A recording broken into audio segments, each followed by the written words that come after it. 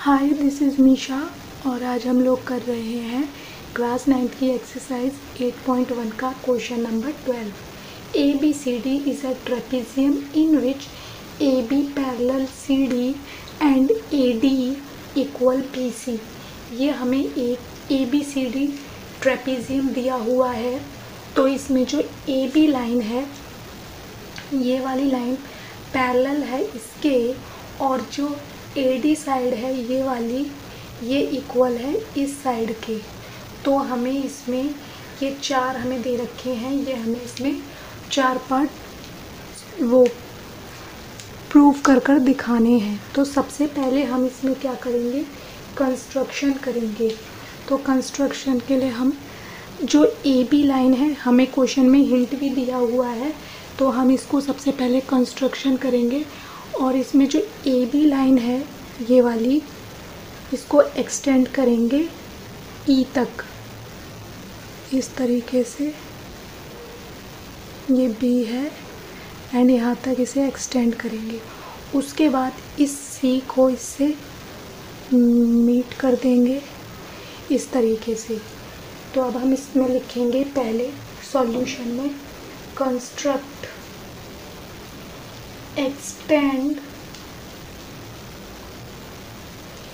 A B and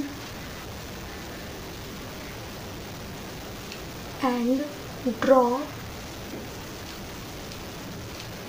A line from C to E.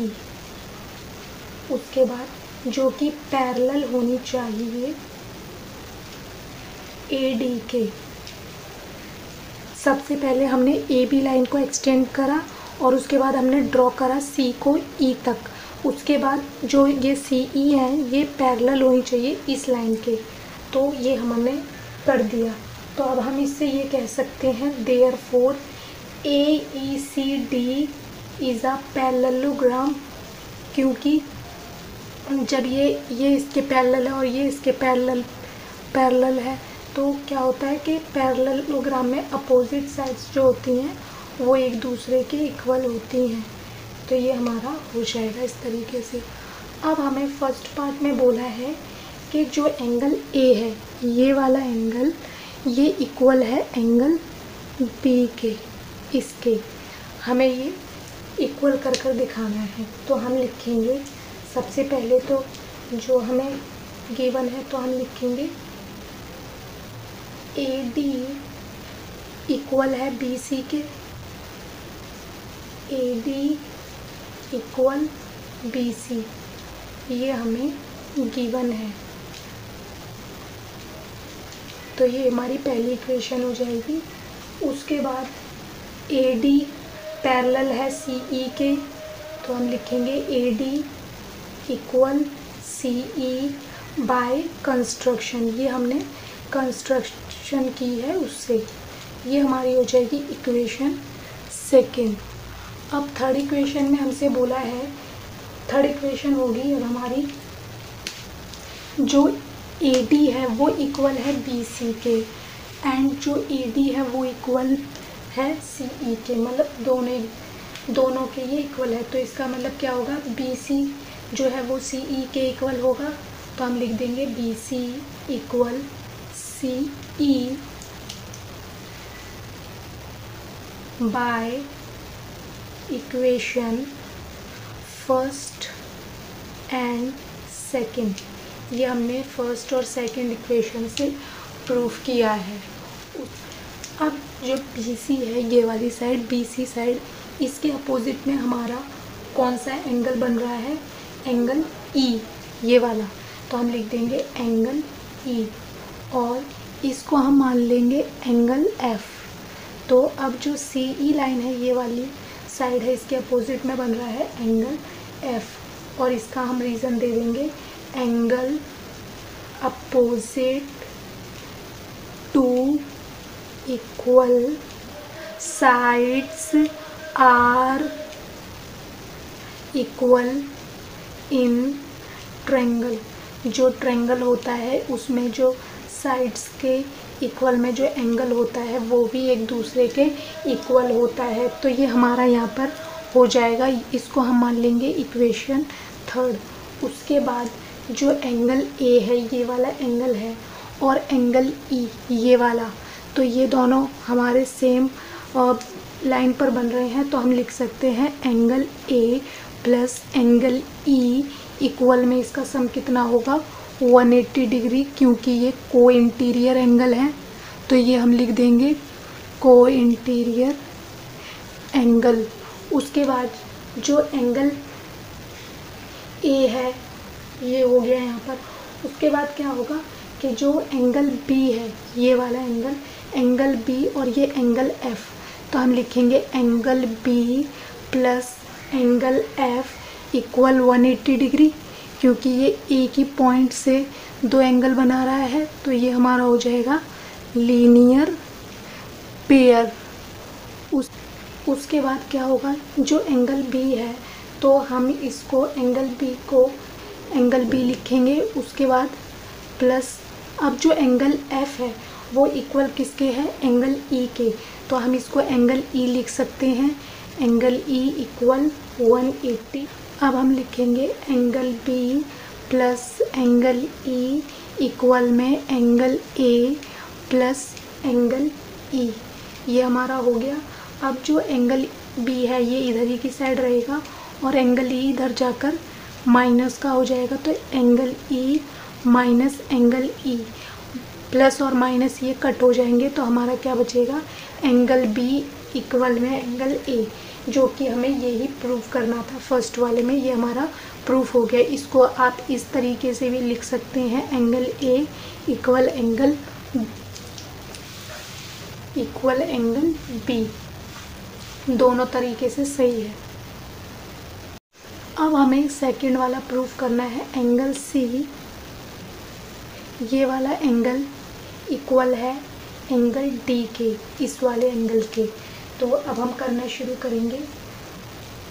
Part second, angle A plus angle D, जो angle A है ये वाला, ये plus करा हमने एंगल डी के साथ, इसका सम कितना आएगा 180 डिग्री, क्योंकि ये को इंटीरियर एंगल है, को इंटीरियर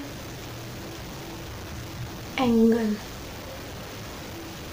उसके बाद जो एंगल बी है ये वाला, इसको हम ऐड करेंगे सी के साथ, angle B plus angle C equal में 180 डिग्री, और इसका रीज़न सेम यही होगा, को इंटीरियर एंगल। अब हम लिखेंगे angle A plus angle D equal में angle B plus angle C. अब जो एंगल बी है वो हमने पिछले वाले क्वेश्चन में हमने प्रूफ कर दिया है कि जो एंगल बी है वो इक्वल है एंगल ए के। तो यहाँ पर हम एंगल ए की जगह एंगल बी लिख सकते हैं, angle B plus angle D equal angle B plus angle C angle D, और ये बी इधर की साइड हो आकर माइनस हो जाएगा, माइनस एंगल बी, बी से बी कट हो जाएगा, angle D equal angle C. ये हमारा यहाँ पर प्रूफ हो जाएगा कि जो एंगल डी है वो इक्वल है एंगल सी के। अब हमें करना है थर्ड पार्ट। इसमें बोला है कि जो ए बी सी ये है, ये कॉन्ग्रेंट है ट्रायंगल बी ए डी के, इस वाले के। Triangle A B C congruent है ट्रायंगल बी ए डी के। तो सबसे पहले हम क्या करेंगे, इसमें हम डायगोनल्स बना लेंगे इस तरीके से।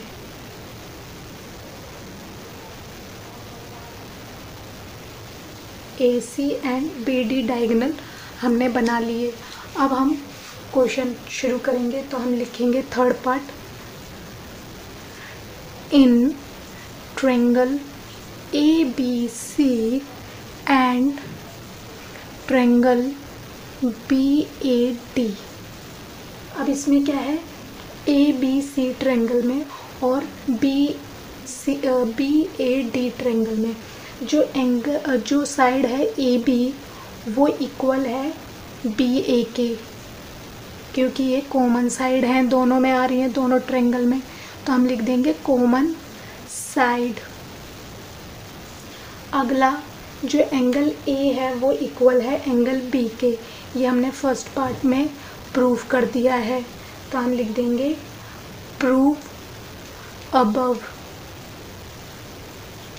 एंड थर्ड रीज़न होगा जो AD है वो इक्वल है BC के, AD इक्वल है BC के,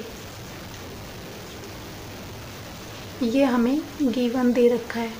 हमें 3 रीज़न मिल गए, तो अब हमारे ये दोनों ट्रायंगल कॉन्ग्रेंट हो जाएंगे, तो हम लिखेंगे triangle ABC congruent triangle BAD by side angle side कॉन्ग्रेंसी rule. ये हमारा यहाँ पर सॉल्व हो जाएगा। अब थर्ड में बोला है कि जो डायगोनल AC है वो इक्वल है डायगोनल BD के, तो हम फोर्थ पार्ट करेंगे, तो हम लिखेंगे AC इक्वल BD। यहाँ पर क्योंकि हमने दोनों ट्रायंगल प्रूव कर दिए थे, तो यहाँ पर AC साइड और इसकी BD साइड हम ले सकते हैं, तो हम इसको प्रूव कर देंगे बाय CP/CT। तो हम लिखेंगे देयरफॉर डायगोनल